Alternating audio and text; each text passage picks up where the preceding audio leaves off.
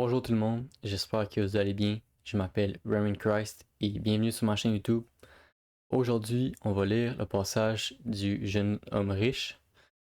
Alors, c'est un passage que j'aime beaucoup, puis j'aime ça prendre des passages par-ci par-là dans la Bible. Je prends souvent ceux que je trouve qui sont les plus durs à interpréter des fois ou qui sont souvent mal interprétés. Puis c'est vraiment les passages que le Seigneur met sur mon cœur pour que je les mette en vidéo. Alors, on va aller dans Marc 10.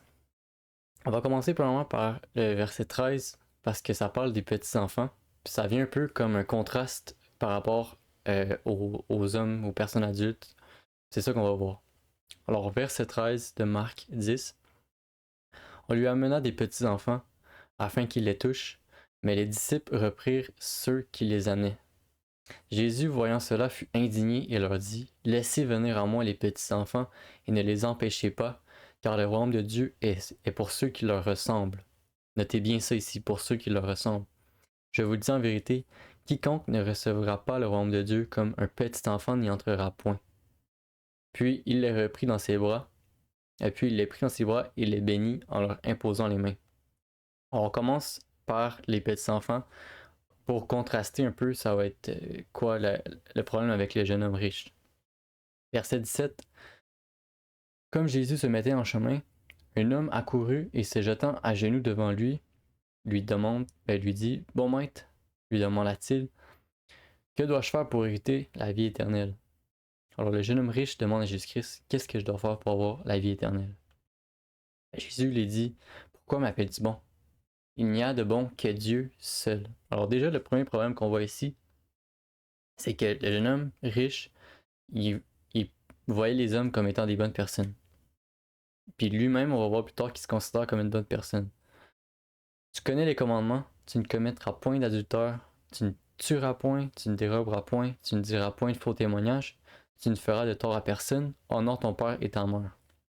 Alors, il lui dit c'est quoi les commandements, il lui rappelle c'est quoi les commandements. Puis notez bien ce qu'il va dire. Il lui répondit, Maître, j'ai observé toutes ces choses dès ma jeunesse. Alors on voit le deuxième problème, c'est que le jeune homme riche, il est self-deluded, il est carrément aveugle, on peut dire. En anglais, on appelle ça self-deceived. Self-deceived, la traduction en français, c'est pas la meilleure, c'est illusion de soi, mais ça se dit mieux en anglais, self-deceived. Le riche, il est self-deceived. Jésus l'ayant regardé, l'aimant, il lui dit, il te manque une chose. Puis mais Dieu connaissait la faille de cette personne-là. Il connaissait comment aller piquer son cœur. Et il savait que le jeune homme riche, il avait beaucoup de richesses. Fait qu'il lui a dit, tu vas aimer les autres comme toi-même. Alors nécessairement, quand tu es riche, tu t'enrichis sur le détriment des autres personnes parce qu'on vit dans euh, un monde maudit. Alors nécessairement, quand tu veux être riche dans ce monde-là, je vous garantis que si tu n'apportes pas assez de valeur, puis tu fais plus d'argent que ce que tu apportes comme valeur, tu voles les autres. Vous voyez le gap? Oui, tu peux faire un certain profit, mais on s'entend qu'il y a des personnes qui sont riches, puis ils font pas de grand chose dans la vie de si important. Mais en gros, il savait comment aller piquer le problème dans son cœur. Va et vends tout ce que tu as, donne-le aux pauvres, et tu auras un trésor dans le ciel. Puis viens et suis-moi. Mais affligé de cette parole, cet homme s'en alla tout triste, car il avait de grands biens. Alors on voit que le jeune homme riche, il était pas prêt à être parfait. Il pensait qu'il était parfait, mais Jésus-Christ lui dit carrément, si tu veux être parfait, suis-moi. En voulant dire, c'est moi qui est parfait. Tu comprends? Si tu veux être parfait, fais tout ce que j'ai fait, commence à porter ta croix. Euh, en gros, si tu veux être parfait, fais comme je suis en train de faire pour l'humanité complète. Mais vous saurez que les personnes n'avaient pas encore la révélation que Jésus-Christ allait être un sacrifice. Il le reconnaissait souvent comme étant un sauveur, mais pas comme étant l'agneau qui vient ôter le péché du monde. En fait, il savait pas qu'il allait mourir pour eux. Mais affligé de cette parole, il s'en a tout triste. Jésus, regardant autour de lui, dit à ses disciples qu'il sera difficile à ceux qui ont des richesses d'entrer dans le royaume de Dieu. Alors, ce qu'il leur dit carrément, c'est que, on va le voir après, euh, les disciples furent étonnés de ce que Jésus parle ainsi, et reprenant, il leur dit Mes enfants, qu'il est difficile à ceux qui se confient dans les richesses d'entrer dans le royaume de Dieu. Il est plus facile à un chameau de passer par le trou d'une aiguille qu'à un riche d'entrer dans le royaume de Dieu. Ce qu'il leur dit carrément, c'est que vous saurez que le chameau, c'était l'animal le plus large en Israël. C'était le plus gros animal qu'il y avait en Israël. Puis il prend le plus gros animal, puis il essaie de le faire rentrer dans un trou d'aiguille. Mais vous comprendrez que c'est impossible qu'un chameau rentre par le trou d'une aiguille. Ce qu'il leur dit carrément, c'est que c'est impossible que si tu te confies dans tes richesses, si tu te confies dans la loi, que tu vas avoir la vie éternelle. Puis on voit aussi ça dans Romains 3:20, car nul ne sera justifié devant lui par les œuvres de la loi, puisque c'est par la loi que vient la connaissance du péché. Alors carrément que la loi est pas là pour nous sauver, et en fait la loi est pas là pour nous justifier, elle est là pour nous faire un miroir, pour nous montrer c'est quoi vraiment notre état d'être, notre état d'âme. Il est plus facile à un chameau de passer par le trou d'une aiguille qu'à un riche d'entrer dans le royaume de Dieu. Les disciples furent encore plus étonnés et se dirent les uns des autres, qui peut être sauvé? Alors, le fait que les disciples étaient étonnés de ce que Jésus venait de dire, c'est pour la simple et bonne raison que les disciples associaient la richesse avec Dieu. Ils associaient la prospérité des personnes comme étant la faveur de Dieu. Mais c'est pas vraiment le cas en fait, c'est ce que Jésus-Christ nous apprend ici. C'est pas nécessairement parce que tu es riche que tu es la faveur de Dieu.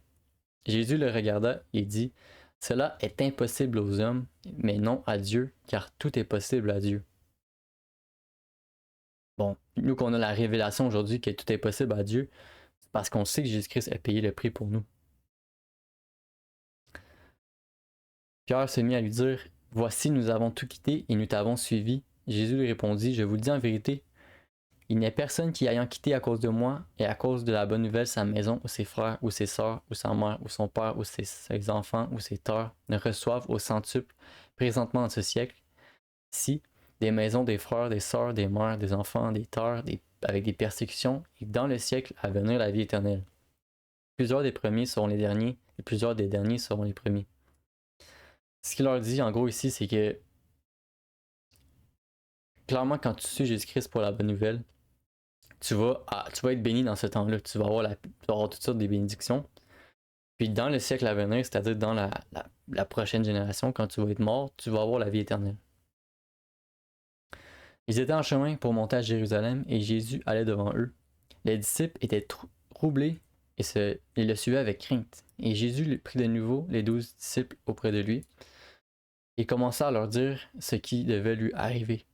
Voici, nous montons à Jérusalem, et le Fils de l'homme sera livré aux principaux sacrificateurs et aux scribes. Ils le condamneront à mort et ils le livreront aux païens, qui se moqueront de lui, cracheront sur lui, le battront de verge, et le feront mourir, et 3 jours après, il ressuscitera. Alors, les disciples commencent à lui demander comment on fait pour être sauvé, puis il va leur parler de sa mort, de son enterrement et de sa résurrection. Mais pour revenir à l'homme riche, le jeune homme riche, il y a des choses vraiment flagrantes. C'est que premièrement, il ne reconnaissait pas qu'il était un pécheur. Deuxièmement, c'est qu'il ne reconnaissait pas qu'il ne pouvait pas se sauver lui-même. Il ne reconnaissait pas le besoin d'avoir un sauveur. Troisièmement, c'est qu'il n'y avait pas la foi, il se confiait en ses richesses. Quatrièmement, c'est que le jeune homme riche avait besoin d'un sauveur. Mais c'est vraiment ça, Jacques 2,10, car quiconque observe toute la loi, mais pêche contre un seul commandement, devient coupable de tous. Alors si tu veux être avec un Dieu qui est parfait, tu peux pas être imparfait, tu comprends? Faut que les deux soient parfaits ensemble pour être ensemble. Parce que sinon, la perfection de Dieu va te brûler. Comment dire, le feu et l'eau peuvent pas être en communion un l'autre parce qu'ils vont s'éteindre un l'autre. Mais Dieu, s'il est parfait et il est éternel, il pourra pas s'éteindre, fait que c'est toi qui vas devoir s'éteindre, tu comprends? Ce que je veux dire par là, c'est que si t'es pas parfait, tu vas pas être capable d'être en communion avec Dieu, c'est impossible.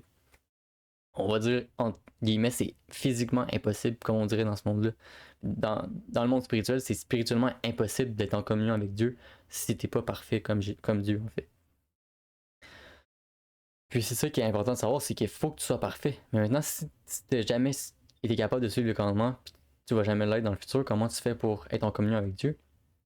Mais c'est ça, c'est que Jésus-Christ a payé le prix pour nous. Puis j'aime le passage dans Apocalypse 3, 17-18. Parce que tu dis, je suis riche, je me suis enrichi et je n'ai besoin de rien. et parce que tu ne sais pas que tu es malheureux, misérable, pauvre, aveugle et nu, je te conseille d'acheter de moi de l'or éprouvé par le feu, afin que tu deviennes riche, et des vêtements blancs, afin que tu sois vêtu et que la honte de ta nudité ne paraisse pas, et un collier pour oindre tes yeux, afin que tu vois. Dans Apocalypse 3, 17-18, il fait un peu. Il parle un peu au jeune homme riche, le type de personne qui est comme le jeune homme riche, puis il va leur dire: t'es riche, tu t'es enrichi, puis t'as besoin de rien. En va dire, tu penses que t'es parfait par toi-même, tu penses qu'avec ton argent, tu vas avoir la vie éternelle. Mais il leur dit: tu sais pas que t'es malheureux, misérable, pauvre, aveugle et nu. En voulant dire, tu sais pas que t'es un pécheur, puis tu te rends pas compte que la colère de Dieu repose sur tes épaules. Il dit: je te conseille d'acheter de moi de l'or éprouvé par le feu. En voulant dire que tes richesses maudites, tes richesses qui ont été ramassées sur une terre maudite, dans un monde maudit, c'est rien. Je te conseille d'acheter de moi de l'or éprouvé par le feu, dans le sens que ramasse-toi des récompenses spirituelles. Fais ma volonté, puis tu vas avoir des vraies richesses qui vont durer éternellement, puis qui vont passer à travers le feu du jugement. C'est ça, l'or éprouvé par le feu, c'est que ta richesse, ça va passer à travers le jugement. Elle sera pas maudite. Et des vêtements blancs. Quand il parle de vêtements blancs, c'est que tu as cru en Jésus-Christ, tu as placé ta foi en ce qu'il a fait pour toi, tu as accepté sa justice, tu n'as pas essayé de faire ta propre justice, puis tu reçois la justification à travers ce que Jésus-Christ à travers le sang que Jésus-Christ a versé pour toi. C'est ça les vêtements blancs. Afin que tu sois vêtu et que ta honte de ta nudité ne paraisse pas. Puis c'est ça, c'est important. Mais vous allez voir que Matthieu, Marc, Luc et Jean, vous allez remarquer que ça fait plusieurs fois que vous lisez Matthieu, Marc, Luc et Jean, que c'est l'Ancien Testament. Ça, il n'y a aucun doute. C'est pas parce que Matthieu, Marc, Luc et Jean est dans le Nouveau Testament dans votre Bible que c'est le Nouveau Testament. Ça l'amène le Nouveau Testament, mais c'est quand Jésus-Christ est mort puis est ressuscité, c'est là que le Nouveau Testament embarque. C'est ça, c'est la nouvelle alliance en son sang. Le sang de Jésus-Christ qui est versé à la croix. Alors, la nouvelle alliance, ça commence quand il a versé son sang. Alors, Matthieu, Marc, Luc et Jean, vous allez remarquer que Jésus-Christ, il vient piquer le cœur des hommes. Il vient vraiment leur révéler encore plus leur état de pécheur. Alors, vous voyez que la loi était ici, puis que les hommes, en fait, les hommes ils pensaient que la loi était là. Ils disaient: ah, mais j'ai tout suivi les commandements depuis que je suis jeune. C'est ça que le jeune homme riche veut dire. Mais Jésus-Christ, il va dire: ah ouais, tu penses que la loi, c'est juste ça? Il la lève jusqu'au ciel. Il la lève où ce que l'homme pensait que la loi était, les standards étaient. Il les lève où ce que la loi est vraiment. Il leur montre réellement c'est quoi les standards, les exigences de la loi. Puis c'est ça, Matthieu, Marc, Luc et Jean.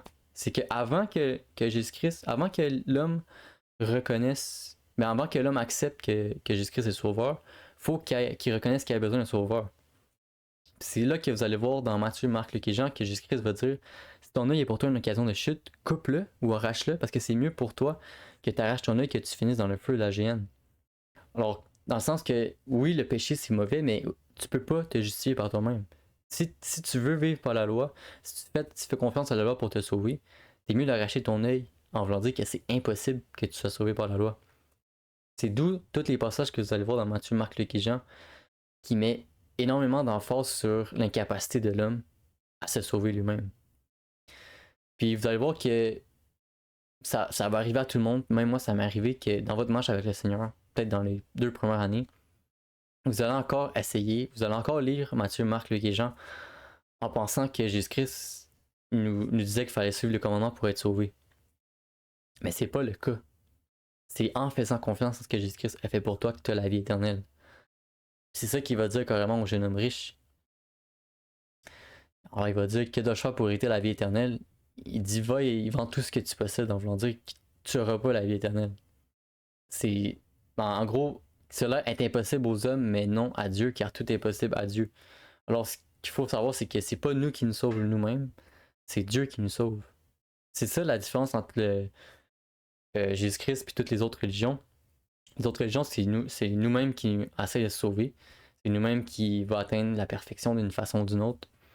Alors vous allez avoir les religions plus de l'Asie qui vont parler de enlightened, d'être illuminé, puis d'atteindre un état psychique, je sais pas trop quoi, démoniaque, pour te sauver. Ou tu as même l'islam qui va dire que tu dois suivre la loi pour peut-être être sauvé, encore une fois, c'est même pas sûr. Mais le christianisme, c'est pas ça, c'est C'est Dieu qui te sauve. Mais vous allez voir que la justice dans le christianisme, c'est que l'homme doit reconnaître premièrement qu'il est un pécheur. Si tu ne reconnais pas ton état comme étant un péché, si tu ne reconnais pas le mal comme étant le mal, ça va être difficile pour toi de venir à Jésus-Christ. Mais bon, je prie pour que le Seigneur vous aide à réaliser que vous avez besoin d'un sauveur. C'est ça que Matthieu, Marc, Luc et Jean vont dire, c'est que allô, l'humanité, vous avez besoin d'un sauveur. Alors je pense que ça fait le tour, je ne vais pas parler trop longtemps et répéter ce que j'ai viens de dire. Mais en gros, le contraste du début, c'est les petits-enfants. Les petits-enfants, ils acceptent la bonne nouvelle. Ils acceptent que Jésus-Christ a payé leur péché. C'est pas compliqué pour eux. Mais les adultes, eux, sont tellement orgueilleux, sont tellement méchants. Non, je dirais pas que c'est c'est pas tellement le fait d'être méchant, mais c'est le fait d'être orgueilleux. Puis de penser qu'on est parfait. Alors que la loi de Dieu nous dit clairement que non, t'es pas parfait. Alors, comme je vais peut-être mettre le passage, l'image, qui va dire que la loi est un pédagogue pour nous mener à Jésus-Christ. La loi était là pour nous préserver de la mort, mais aussi de nous amener à Jésus-Christ. Puis c'est ça l'important, c'est de reconnaître qu'on a besoin de Jésus-Christ pour être sauvé. Puis, ma question pour toi, c'est en quoi tu as mis ta confiance pour avoir la vie éternelle? Alors, est-ce que tu fais confiance en tes richesses? Est-ce que tu fais confiance en tes bonnes œuvres? Est-ce que tu fais confiance en Bouddha, en je sais pas trop qui, je sais pas trop quoi? Mais moi, je te dis, faites confiance en Jésus-Christ parce que c'est le seul qui a vaincu la mort. Puis, on n'est pas en 2023 pour rien parce que Jésus-Christ nous a montré le chemin en faisant confiance en ce qu'il a fait pour nous, comme 1 Corinthiens 4, 1 Corinthiens 15, 1 à 4 va dire. Alors, j'espère que cette vidéo-là t'a béni. J'espère que ça a pu te faire voir ce passage-là d'une autre façon, ou peut-être que tu as réalisé quelque chose à travers Marc 10 et la parabole de. Même pas une parabole, c'est le jeune homme riche. Alors, continue ta marche avec le Seigneur. Continue de persévérer. Sois béni et Amen.